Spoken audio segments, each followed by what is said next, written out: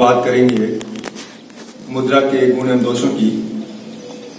पूर्व के लेक्चर में मैंने आपसे बात की थी बीकॉम सेकेंड ईयर के सेकंड ग्रुप EFM, इसका एक पेपर है मनी बैंकिंग सिस्टम, जिसमें हमने मुद्रा का अर्थ परिभाषा, मुद्रा के कार्य देखे।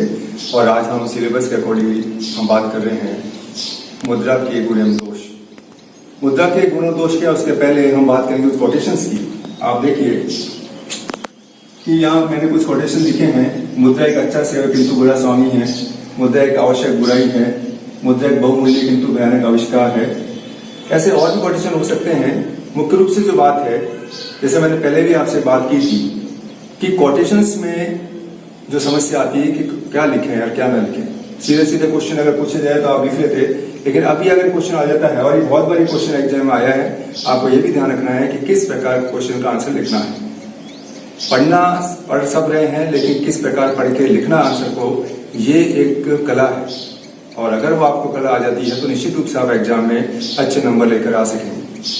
तो ये जो बात कर रहे हैं हम, जैसे कोटेशन आए हैं बोर्ड के एग्जाम्स में, अगर आप देखें पिछले पेपर उठाकर देखें कि मुद्रा एक अच्छा सेवक किंतु बुरा स्वामी है, तो आपको हर कोटेशन को आपको इस तरह से बताना पड़ेगा कि उसका मतलब क्या है, उसके बारे में क्या चीज पूछी गई है और अंत में उसका आपका निष्कर्ष क्या है। तो अच्छा सेवक है, money is a good servant but a bad master. यानी मुद्रा एक अच्छा सेवक है। सेवक का मतलब अगर आपका जब तक सर्वेंट है तब तक बहुत अच्छा है, लेकिन अगर ये आपके सिर पर चढ़कर बैठ जाती है और एक आपका मास्टर यानी आपके ऊपर हावी हो जाती है, तो ये बहुत ही एक बुराई पैदा हो जाती है। उसी प्रकार मुद्रा एक आवश्यक बुराई है, एसेंशियल इविल। बुराई है लेकिन आवश्यक बुराई भी है। इसका मतलब क्या हुआ कि एक ऐसी बुराई है जिसको हम छोड़ नहीं सकते, आवश्यक बुराई है। तो आवश्यकता का मतलब ये हो गया कि मुद्रा का महत्व क्या है या मुद्रा के क्या गुण है। Merits and demerits of money. मुद्रा एक बहुमूल्य किंतु भयानक आविष्कार है। मुद्रा एक बहुमूल्य किंतु भयानक आविष्कार है। मुद्रा का आविष्कार जो किया गया, आपको मैंने पूर्व में बताया था कि मुद्रा का प्रादुर्भाव क्यों हुआ। वस्तु विनिमय के जो प्रॉब्लम थी, जो दोष थे, उनको दूर करने के लिए मुद्रा का आविष्कार हुआ। तो ऐसी स्थिति में मुद्रा बहुमूल्य है किंतु भयानक आविष्कार है। एक ऐसा इन्वेंशन है, एक ऐसा आविष्कार है जो कि बहुत ही खतरनाक है। तो आपको मुद्रा के गुण एवं दोष दोनों के बारे में बात करनी पड़ेगी। जब हम बात करते हैं बहुमूल्य का मतलब मुद्रा के क्या मेरिट्स हैं, जब बात करते हैं भयानक आविष्कार है तो मुद्रा के क्या डिमेरिट्स हैं अथवा क्या खतरे हैं, क्या दोष हैं। तो खतरे आ जाए, दोष आ जाए, मुद्रा की बुराइयां आ जाए, कुछ भी आ जाए, आपको सबका आंसर सेम लिखना है। और यही सबसे बड़ी बात यह है कि जरा सा क्वेश्चन का पैटर्न अलग आ जाते हैं, हम कंफ्यूज हो जाते हैं कि इसमें हम क्या लिखें क्या ना लिखें। अब सवाल ये उठता है कि मुद्रा एक अच्छा सेवक क्यों है। मुद्रा में क्या ऐसे गुण हैं जिसको हम छोड़ नहीं सकते। तो मुद्रा हमारे आर्थिक क्रियाओं की प्रेरक शक्ति है। सीधी सी बात है, मुद्रा एक मोटिवेटिंग फैक्टर है।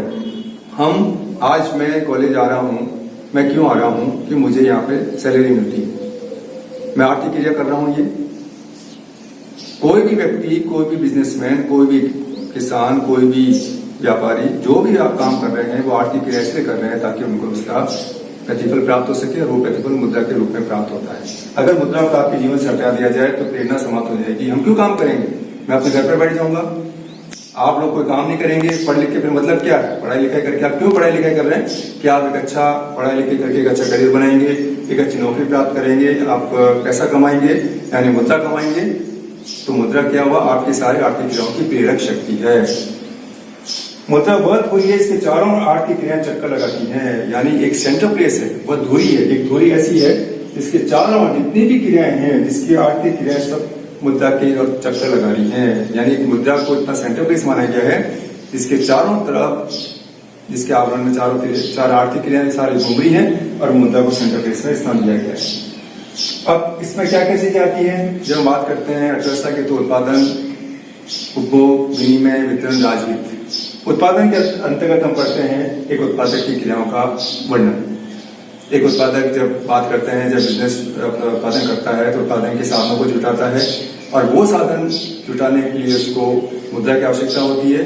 तो मुद्रा जो है उत्पादन के क्षेत्र में बहुत ही बहुमूल्य स्थान रखता है, ताकि उनके माध्यम से एक उत्पादक उत्पादन करता है और अपना और साथ साथ में देश का विकास भी करता है।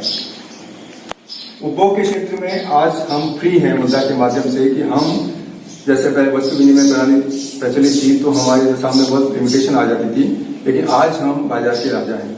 हम जो चाहे वस्तु खरीद सकते हैं, हम जो चाहे वस्तु को अपने पास रख सकते हैं, एक्सचेंज कर सकते हैं। तो मुद्रा ने उपभोक्ता को भी एक ऐसे राजा बना दिया है और उपभोग के क्षेत्र में इसका अत्यंत महत्व है। विनिमय के क्षेत्र में विनिमय का मतलब एक्सचेंज, जैसे अभी हमने बात की थी एक्सचेंज में, जैसे एक्सचेंज जो प्रॉब्लम आया करती थी वस्तु विनिमय में, मुद्रा ने उन सभी एक्सचेंज की प्रॉब्लम्स को दूर कर दिया। आज कोई भी व्यक्ति कहीं भी जाकर विनिमय का काम कर सकता है, एक्सचेंज कर सकता है और जिसकी आवश्यकता है मुद्रा देता है और बदले में अपनी आवश्यकता की पूर्ति कर लेता है। तो विनिमय को इसने बहुत ईजी बना दिया, जिसके बिना हम कल्पना ही नहीं कर सकते। आज अगर मुद्रा हटा दी जाए आपके जीवन से तो आप कल्पना नहीं कर पाएंगे कि वो जिंदगी कैसी होगी। फिर बात करती है वितरण के क्षेत्र में। वितरण का मतलब किसका? राष्ट्रीय आय का वितरण, डिस्ट्रीब्यूशन ऑफ नेशनल इनकम। किसके बीच में? Among factors of production. जिन लोगों की सहायता से आपने उत्पादन किया उनको वापस उनका पारिश्रमिक देना। फॉर एग्जाम्पल, आपने पूंजी ली, पूंजी के बदले में आपने उसको ब्याज दिया। फॉर एग्जाम्पल, आपने लेबर ली, लेबर के बदले आपने उसको वेजेस दिया। मजदूरी दी, आपने बिल्डिंग ली किराए की, आप बदले में आपने उसको रेंट दिया। तो वितरण का काम कितना इजी कर दिया है। हर व्यक्ति का एक उसका मेजरमेंट करके किसने इतना काम किया है, कितने घंटे काम किया है, उसको उसी माध्यम से उसको मुद्रा दे दी जाती है। और डिस्ट्रीब्यूशन के क्षेत्र में उसने बहुत ही सरल कार्य कर दिया है। और फिर बात आती है राजस्व। राजस्व का मतलब है सरकार की क्रियाएं। सरकार, आपको पता है, सरकार भी आय व्यय की क्रियाएं करती है। सरकार आय प्राप्त करती है करों के रूप में और वो कर मुद्रा के रूप में प्राप्त किए जाते हैं और सरकार उन्हीं करों को वापस व्यय करती है जनता के कल्याण के लिए। जब हम बात करते हैं वेलफेयर गवर्नमेंट की, तो वेलफेयर गवर्नमेंट का मतलब होता है वह सरकार जो अपने देश की जनता के लिए, उनके कल्याण के लिए गरीबों के ऊपर खर्च करती है। और मुद्रा के रूप में ही सरकार करोड़ के रूप में प्राप्त कर रही है। आज करोड़ अरबों रुपया राजस्व के रूप में प्राप्त होता है और वही रुपया वापस पुनः जनता पर खर्च किया जाता है। जो गरीब जनता है, जिनको आवश्यकता है, उन पर खर्च मुद्रा के रूप में किया जाता है। तो आप अनुमान लगा सकते हैं कि जीवन का हर एक क्षेत्र, अर्थव्यवस्था का हर एक क्षेत्र, सारे इसके पीछे मुद्रा ही एक ऐसा है जो कि इसके बिना हम कल्पना नहीं कर सकते। तो ये तो बात है मुद्रा की। एक मुद्रा एक अच्छा सेवक है, लेकिन जैसे मैंने अभी कहा कि एक बैड मास्टर भी बन जाता है। कब बन जाता है? जबकि इसमें बुराइयां पैदा हो जाती हैं। हर सिक्के के दो पहलू होते हैं, हर सिक्के के गुण दोष होते हैं, दो एस्पेक्ट्स होते हैं, गुण एवं दोष। कोई व्यक्ति कोई वस्तु ऐसी नहीं है जिसमें किसी प्रकार की बुराई नहीं होती हो। अच्छाई के साथ साथ में बुराई भी होती है। मुद्रा में भी समय के साथ साथ में बुराई पैदा होती गई है। मुख्य रूप से हम इसको 4 भागों में बांट सकते हैं: आर्थिक, सामाजिक, नैतिक और राजनीतिक। इकोनॉमिक, सोशल, मॉरल और पॉलिटिकल। अब आर्थिक रूप में हम बात करते हैं कि जो मुद्रा के कारण जो आप देखते हैं समाज में कितनी विसंगतियां पैदा हो गई हैं। सबसे बड़ी बात है कि हमने उधारकर्ता को प्रोत्साहन दे दिया। क्रेडिट सिस्टम को मुद्रा ने सबसे खराब जो काम किया है। पहले जब मुद्रा होती नहीं थी तो लोग किसी प्रकार उधार की कोई बात ही नहीं होती थी। अब तो चूंकि सारा सिस्टम ही क्रेडिट पर चल रहा है, बैंक आपको क्रेडिट पर सारा दे रहे हैं, लेकिन ये एक बहुत खराब स्थिति हो गई जिसमें कि अधिकांश व्यक्ति, और भारत में पर्टिकुलर एक सिस्टम पैदा हो गया है जिसमें कि लोग अपने पैसा नहीं होते हुए भी बैंकों से पैसा ले रहे हैं और किस्तों में उसको चुका रहे हैं। और आपको पता होना चाहिए कि धीरे धीरे जब ये प्रॉब्लम खड़ी हो जाती है, और पहले आपको पता है, हमने पूर्व में बात की थी कि 2008 में जो मंदी आई थी, विश्वव्यापी मंदी, वो उधारकर्ता के कारण, क्रेडिट कार्ड से कारण आई थी, जिसका परिणाम पूरे वर्ल्ड को भुगतना पड़ा। और आज भी ये तेजी से बढ़ता जा रहा है, इसमें व्यक्ति क्रेडिट कार्ड के माध्यम से, और इसके पीछे मुद्रा बेस है। तो मुद्रा ने उधारकर्ता को जन्म दिया और मुद्रा की मूल्य अस्थिरता पैदा हो गई है। आज मुद्रा का मूल्य फ्लक्चुएट होता जाता है, कभी मुद्रा का मूल्य बढ़ता है, कभी कम होता है। ये अर्थव्यवस्था के लिए घातक स्थिति होती है। मुद्रा के मूल्य में कभी संकुचन हो जाता है, कभी मुद्रास्फीति पैदा हो जाती है, जो कि देश की अर्थव्यवस्था में अस्थिरता पैदा करती है, जो नहीं होना चाहिए। संपत्ति की वितरण और समानता, आज डिस्ट्रीब्यूशन ऑफ वेल्थ, आज आप देख रहे हैं कि हमारे यहाँ 2 वर्ग हो गए हैं। एक वो वर्ग जो बहुत पैसे वाला है, जिसके पास में अथाह संपत्ति है, और एक वो वर्ग है जिसके पास में बिल्कुल भी संपत्ति नहीं है। और दोनों के बीच में इसने एक बहुत ही गैप कर दिया है कि मुद्रा ही, जिसके कारण समाज में बंटवारा हो गया है और इसके कारण आप असंतोष पैदा हो गया है, बुराई पैदा हो गई। और जिसका परिणाम क्या हो? वर्ग संघर्ष का उदय हुआ है। जब असमानता आती है तो वर्ग संघर्ष पैदा होता है, हजूर और मजूर की स्थिति पैदा हो जाती है, लोग आपस में कॉन्फ्लिक्ट क्रिएट होते हैं, तो देश के लिए बहुत बड़ी स्थिति, खराब स्थिति होती है। एक दोनों के बीच में जब आपस में जब लड़ाई वातावरण हो जाता है, आपस में संघर्ष पैदा हो जाते हैं, तो वह अशांति पैदा हो जाती है और देश के लिए घातक स्थिति हो जाती है।